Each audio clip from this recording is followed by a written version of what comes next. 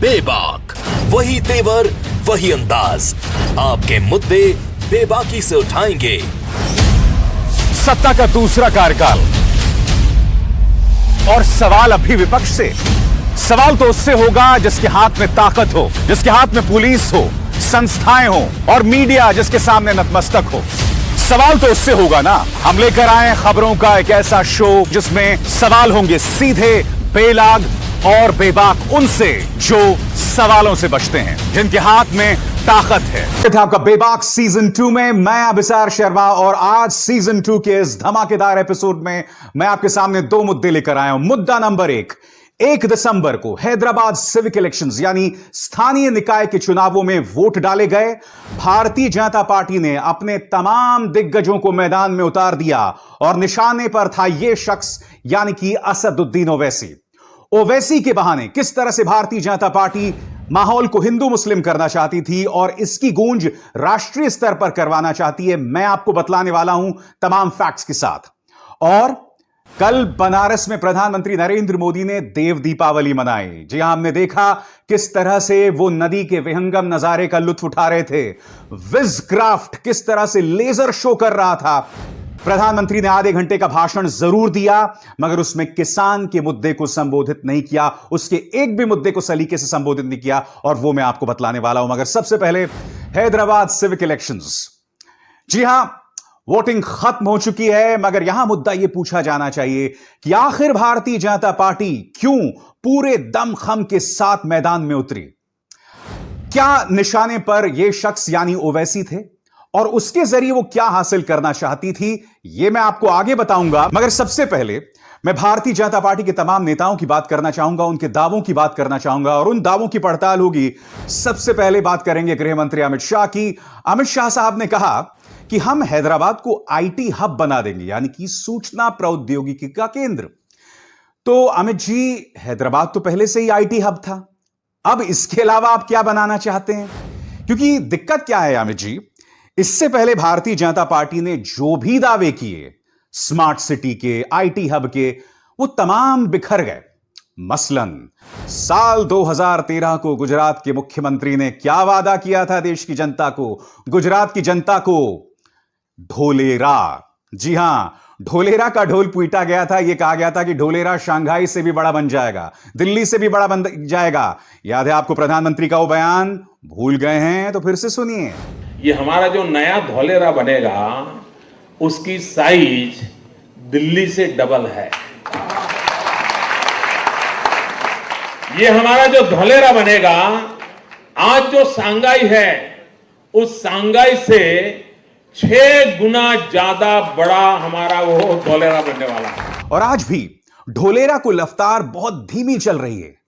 चलिए, मैं जानता हूं वो कछुए और खरगोश की कहानी है जिसमें slow and steady wins the race, यानी कि धीमी गति से आप चलते जाएं, आप फिर भी रेस जीत सकते हैं। मगर दिक्कत यह है कि कछुए का मुकाबला किसी खरगोश के साथ नहीं है मोदी जी।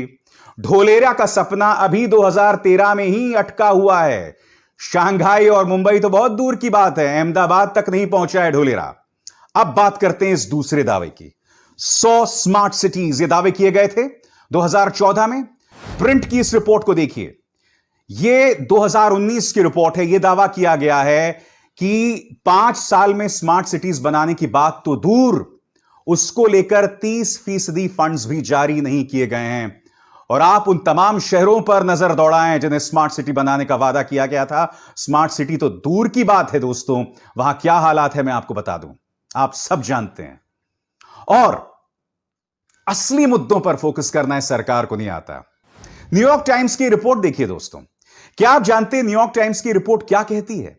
न्यूयॉर्क टाइम्स की रिपोर्ट कहती है कि कोरोना से अमेरिका उबर जाएगा, जापान उबर जाएगा, चीन तो पूरी तेज रफ्तार से उबर चुका है, प्रगति के पथ पर है, मगर भारत कोरोना से उबर नहीं पाया है और उबरने में उसे बहुत वक्त लगेगा। यह न्यूयॉर्क टाइम्स की रिपोर्ट है दोस्तों। मैं सरकार और इसके समर्थकों से बोलना चाहूंगा कि क्या अब तुम न्यूयॉर्क टाइम्स को भी एंटी नेशनल बता दोगे? क्या आप न्यूयॉर्क टाइम्स को भी दुश्मन बना दोगे? और अगर दुश्मन बना दोगे भैया, तो क्या पूरे दुनिया को दुश्मन बनाकर हम कौन सी खुशी हासिल कर लेंगे? तो इसलिए अमित शाह जी का वो बयान जिसमें वो ये कहते हैं कि वो आईटी हब बना देंगे, उसमें बहुत सारे पेच है, बहुत सारे झोल हैं। अब इन पर नजर दौड़ाइए। ये हैं उत्तर प्रदेश के मुख्यमंत्री योगी आदित्यनाथ। ये हैदराबाद में इन्होंने बहुत जबरदस्त रोड शो किया, जबरदस्त इन्हें वहां पर प्रतिक्रिया भी मिली। इन्होंने कहा कि जैसे मैंने इलाहाबाद को प्रयागराज, फैजाबाद को अयोध्या बना दिया, उसी तरह से हैदराबाद को भी हम भाग्यनगर बना देंगे।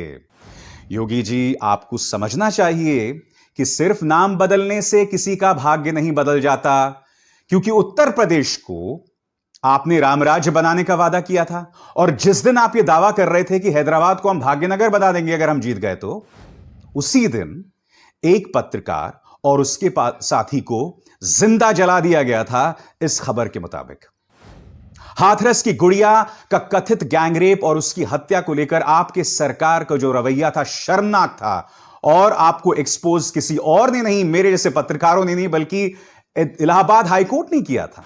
तो राज्य की जनता को लेकर तो आपका यह रुख है, पीड़ित को लेकर तो आपका यह रुख है, आप नाम बदलने की बात करते हैं। अब आगे बढ़ते हैं दोस्तों। आपकी स्क्रीन पर यह है स्मृति ईरानी। अपने मंत्रालय को लेकर यह कितना अच्छा काम करती हैं, ये तो हम कभी नहीं सुनते, मगर तमाम विवादास्पद बयानों में सबसे आगे रहती हैं। इन्होंने क्या बयान दिया कि एक तरफ देश का जो सैनिक है वो सरहदों पर अपनी जान दे रहा है, और दूसरी तरफ टीआरएस और एआईएमआईएम हैदराबाद में किसको जगह दे रहा है? अवैध प्रवासियों को जगह दे रहा है, रोहिंग्याओं को या पाकिस्तानियों को जगह दे रहा है। मैं आपसे एक सवाल पूछना चाहता हूं स्मृति जी। हमारे 20 सैनिक शहीद हो गए थे पूर्वी लद्दाख में। एक अरसे बाद चीन ने हमारे 20 सैनिकों को मार दिया था। प्रधानमंत्री ने आज तक चीन का नाम नहीं लिया अपने मुंह से, एक शब्द नहीं बोला। आप बात कर रही हैं सैनिकों की, बात भूल जाइए। आपके सामने दोस्तों यह है मनु पबी की रिपोर्ट। आप जानते हैं रिपोर्ट क्या कहती है? 2006 में स्लीपिंग बैग्स यानी कि सोने के लिए बिस्तर बनाए गए थे हमारे सैनिकों के लिए जो सियाचिन में थे, मगर उनकी जो गुणवत्ता थी, उनकी क्वालिटी बहुत खराब थी। अब यही स्लीपिंग बैग्स पूर्वी लद्दाख में जो हमारे सैनिक तैनात हैं उन्हें भेजे जा रहे हैं। तो जो स्लीपिंग बैग्स आपको सियाचिन के लिए सही नहीं लगे और आपने 2006 के बाद उसको रोक दिया था, उसको ठंडे बस्ते में डाल दिया था, उसे आप 14 साल के बाद निकालकर हमारे सैनिकों को भेज रहे हैं। इसलिए स्मृति जी, जब आप बात करती हैं सैनिकों की तो बात हजम नहीं होती। तो स्मृति जी की तो बात यह रही, अब इन पर गौर कीजिए। यह है डाइट कोक, मेरा मतलब तेजस्वी सूर्या, सांसद तेजस्वी सूर्या, क्योंकि बड़े लोग कोक हुए तो ये तो डाइट कोक हुए ना। तेजस्वी सूर्या को याद आई जिन्ना की, असदुद्दीन ओवैसी को इन्होंने जिन्ना बता दिया। पहले सुनिए बोल क्या रहे हैं, फिर हम इसकी चर्चा करते हैं। Who is Owaisi? Owaisi is Muhammad Ali Jinnah's new avatar. Tejashwi ji, मैं आपको एक बात बता दूं, जिन्ना की सबसे ज्यादा अगर किसी ने भक्ति की है, उसकी सबसे ज्यादा तारीफ की है ना, तो भारतीय जनता पार्टी के दो नेताओं ने की है।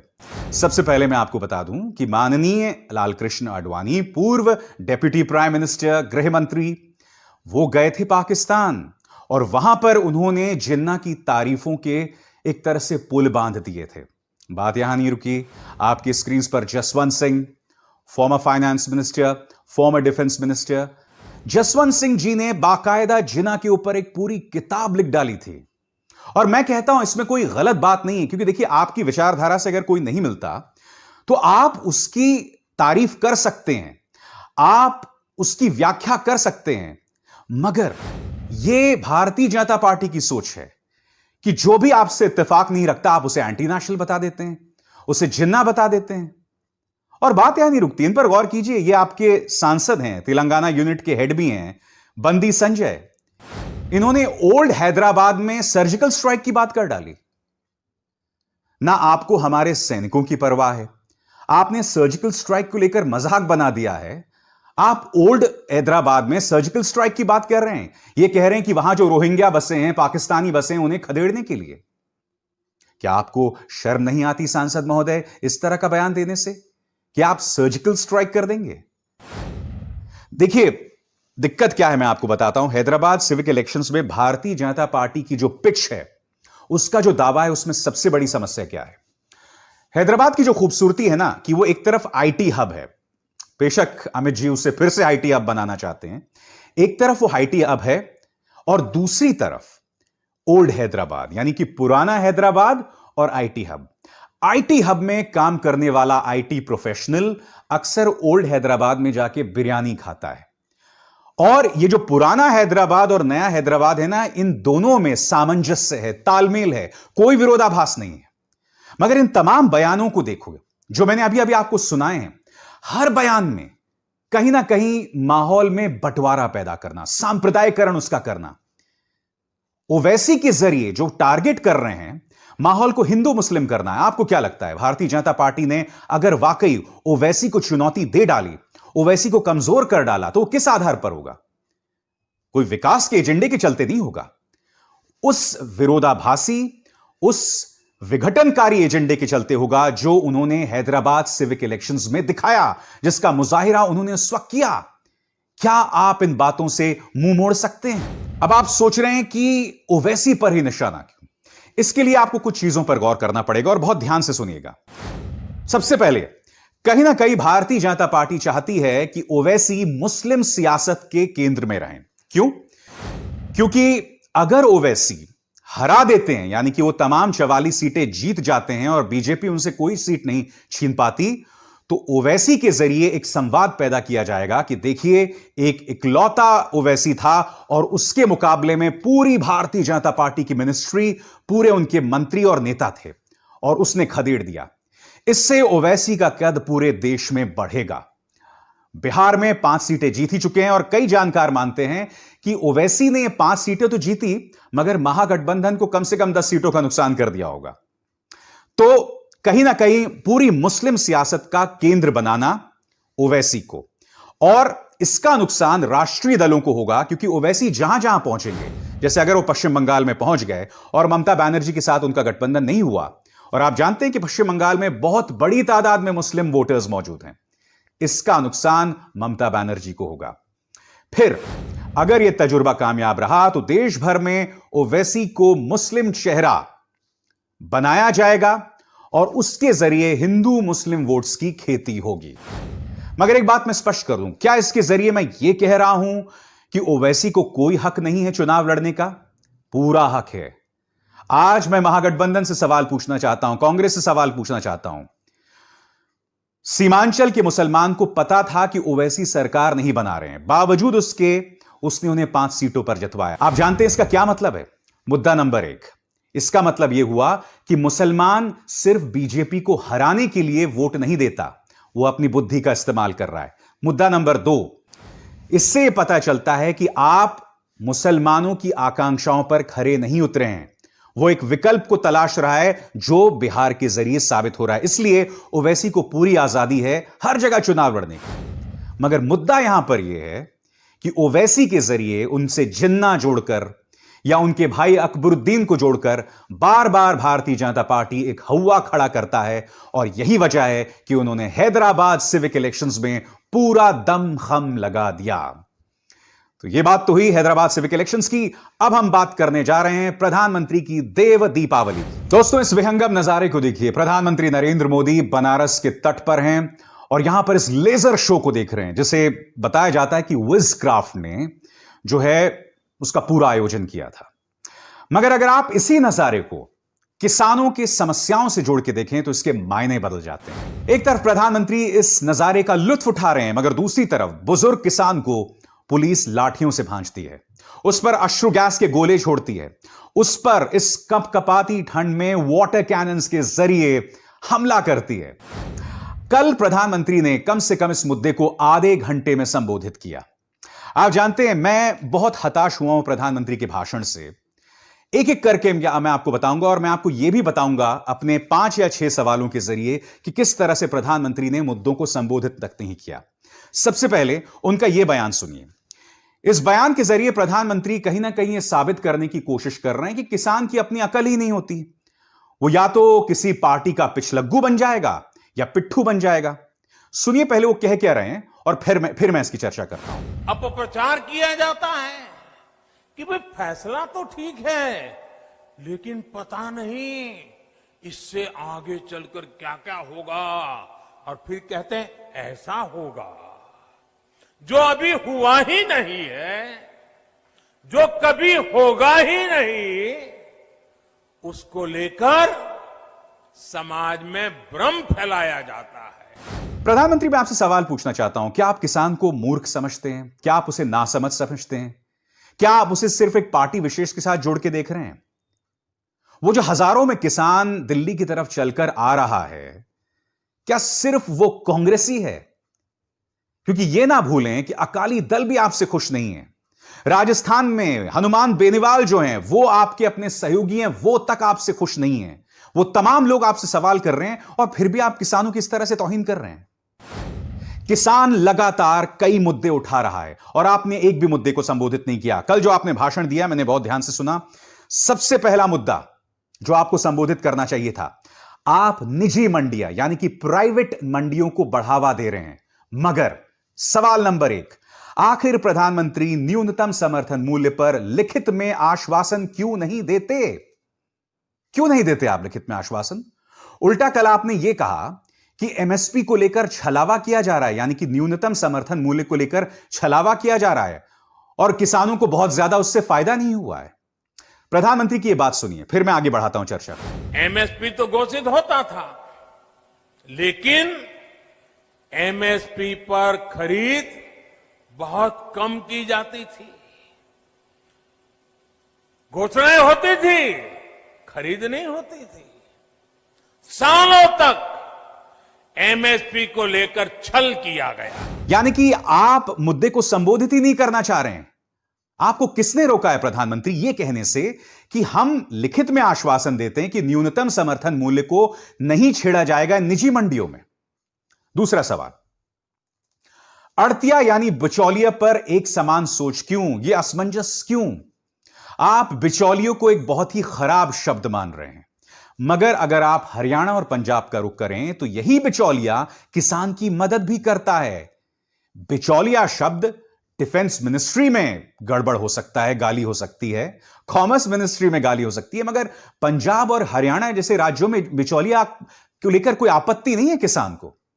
इसलिए आपका यह तर्क धराशायी हो जाता है। प्रधानमंत्री नरेंद्र मोदी से तीसरा सवाल, निजी मंडियों को आप बढ़ावा दे रहे हैं मगर किसान को सुरक्षा आखिर क्यों नहीं दे रहे हैं?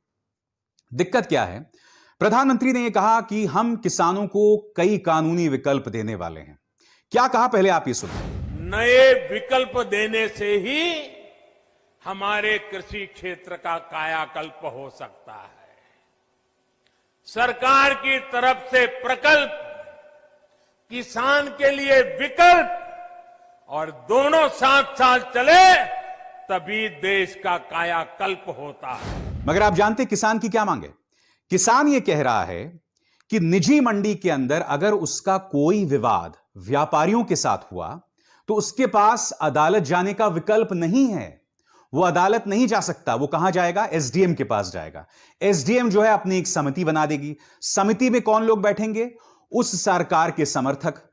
क्या आपको लगता है उस सरकार के समर्थक जो उस व्यापारी को उस मंडी में लेकर आए हैं, उस व्यापारी के खिलाफ फैसला करेंगे?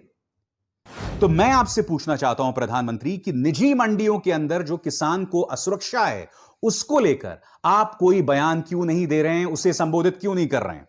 इसी से जुड़ा है हमारा चौथा सवाल, एक देश एक मंडी पर देश को गुमराह क्यों किया जा रहा है? क्या आप जानते हैं कि नवंबर 1976 में हाईकोर्ट का एक फैसला आया था जिसमें यह कहा गया था कि किसी भी देश में कहीं पर भी कोई किसान बसा है वो देश के किसी भी हिस्से में अपनी फसल बेच सकता है। यह उस वक्त का बयान है, 1976 का। तो अब आप यूं क्यों कह रहे हैं कि हमारी वजह से देश जो है एक देश एक मंडी बन गया है? ऐसा कुछ नहीं है। उल्टा आप देखिए आपके स्क्रीन पर आपके मुख्यमंत्री मनोहर लाल खट्टर का यह बयान। इस बयान में वो ये कह रहे हैं कि राजस्थान का किसान सस्ते दामों में बाजरा हरियाणा में बेच रहा है। हम राजस्थान के किसान को बाजरा नहीं बेचने देंगे। ये कोई और नहीं बल्कि आपके अपने मुख्यमंत्री बोल रहे हैं। तो मैं आपसे सवाल पूछना चाहता हूं, कहां गया एक देश एक मंडी? आपके अपने मुख्यमंत्री एक देश एक मंडी की बखिया उधेड़ रहे हैं। इसके बाद का सवाल, आप एक कानून लेकर आए मगर उस किसान से संवाद तक नहीं किया। आखिर क्यों मोदी जी? क्योंकि किसान इस मुद्दे में स्टेक होल्डर है और उस स्टेक होल्डर के साथ आपने बिल्कुल भी संवाद नहीं किया। और इसके बाद है मेरा आखिरी सवाल कि किसान को बदनाम करने पर बीजेपी का प्रचार तंत्र आखिर क्यों आमादा है? प्रधानमंत्री, आपने कल कहा कि मीडिया के जरिए इस नए बिल की जो खासियत है पूरे देश की जनता को पता चलेगी। सबसे पहले आप सुनिए प्रधानमंत्री कह क्या रहे हैं। किसानों को न्याय दिलाने में ये कितने काम आ रहे हैं, ये आए दिन हम जरूर देखेंगे, अनुभव करेंगे और मुझे विश्वास है मीडिया में भी इसकी सकारात्मक चर्चाएं होगी और हमें देखने भी मिलेगा, पढ़ने को भी मिलेगा। प्रधानमंत्री, आपका यह बयान जो है ना काफी हद तक मुझे अटपटा लगा। और क्यों लगा मैं बताता हूं। क्योंकि इसी गोदी मीडिया के जरिए किसानों को बदनाम किया जा रहा है। यह कहा जा रहा है कि ये किसान जो हैं खालिस्तान के हाथ में मोहरे लग गए, बन गए हैं। मनोहर लाल खट्टर आपके स्क्रीन पर यह कह रहे हैं कि आंदोलन के अंदर खालिस्तानी तत्व आ गए हैं। यह शख्स अमित मालवीय, इसने यह दावा किया कि आंदोलन के अंदर जो है खालिस्तानी एलिमेंट्स आ गए हैं। वो ये बताने में हमें असमर्थ हैं कि जिस व्यक्ति दीप संधू को, या दीप सिद्धू इनका नाम है, जिसका जिक्र वो एक खालिस्तानी चेहरे के तौर पर कर रहे हैं, यही चेहरा सनी देओल के साथ जब लोकसभा के चुनाव हुए थे वोट मांग रहा था और यहां पर वो प्रधानमंत्री नरेंद्र मोदी के साथ भी दिखाई दे रहा है। तो जब तक आपके साथ है सब सही है, मगर जैसे ही आपसे अलग हुए तो वो खालिस्तानी बन गए। आपके स्क्रीन पर ये हैं शलभ मणि त्रिपाठी। ये तो ये कह रहे हैं कि साहब देखिए इस आंदोलन के अंदर मुसलमानों का प्रवेश हो रहा है। किसी नजीर अहमद की बात कर रहे हैं और वो किस तरह से ये पग बांध रहा है। जबकि ये तस्वीर हाल की नहीं है, किसान आंदोलन की नहीं, ये अप्रैल की तस्वीर है और ये पड़ताल किसी और ने नहीं बल्कि ऑल्ट न्यूज ने की। बात यहां नहीं रुकती। टाइम्स ऑफ इंडिया की खबर देखिए और उसके पत्रकार का ये शरारती ट्वीट देखिए। गाजीपुर में किसानों को बिरयानी, वेजिटेबल बिरयानी बंट रही थी, तो इन्होंने इसको भी शाहीन बाग से जोड़ दिया कि देखिए बिरयानी बंट रही है। और बिरयानी को मुसलमान से जोड़ना बहुत आसान है। सबसे पहले तो मैं बता दूं मित्रों कि वेजिटेबल बिरयानी नाम की कोई चीज नहीं होती, उससे हम तहरी बोलते हैं, ठीक है। और उससे भी बड़ी बात, कृपया खाने को धर्म के साथ ना जोड़ें।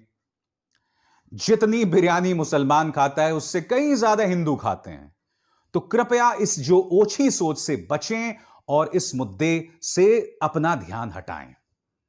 तो प्रधानमंत्री, काश आप इन तमाम मुद्दों को संबोधित करते जो आज मैंने आपके सामने रखे। तो बेबाक सीजन 2 के इस धमाकेदार एपिसोड में बस इतना ही। मैं चाहूंगा कि आप इस एपिसोड को ज्यादा से ज्यादा लोगों तक शेयर करें। आप व्हाट्सएप और एसएमएस के जरिए कम से कम अपने 5 से 10 कॉन्टैक्ट्स के साथ इस कार्यक्रम को साझा करें।